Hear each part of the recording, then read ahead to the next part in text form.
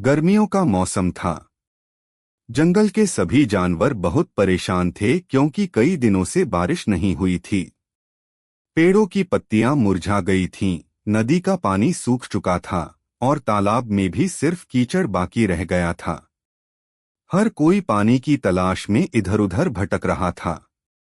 जंगल के किनारे एक बड़े पीपल के पेड़ पर एक चतुर और अनुभवी कौवा रहता था। उसका नाम काले था। वह अपनी बुद्धि और समझदारी के लिए पूरे जंगल में मशहूर था। चाहे कोई भी समस्या हो, काले के पास हमेशा कोई न कोई उपाय होता था।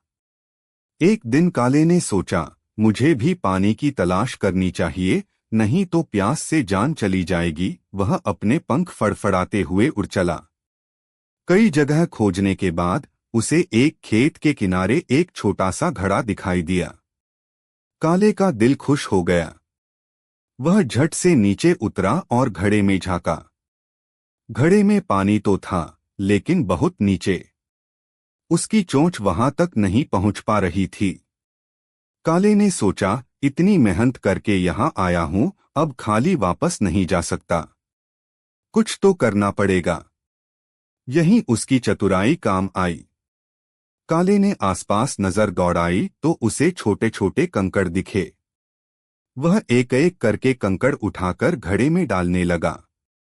धीरे धीरे पानी ऊपर आने लगा और अंत में इतना ऊपर आ गया कि काले ने आराम से अपनी प्यास बुझा ली।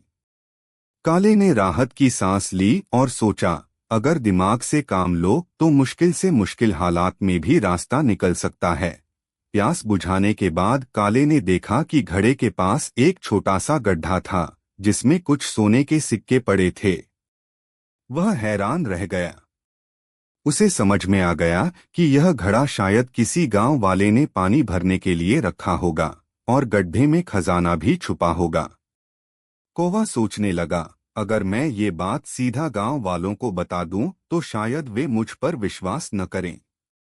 लेकिन अगर मैं चालाकी से करूं तो न केवल अपनी प्यास बुझा सकता हूं, बल्कि गांव वालों की मदद भी कर सकता हूं। अगले दिन काले फिर घड़े के पास आया और जानबूझकर गांव के बच्चों के सामने वहां से उड़कर गया।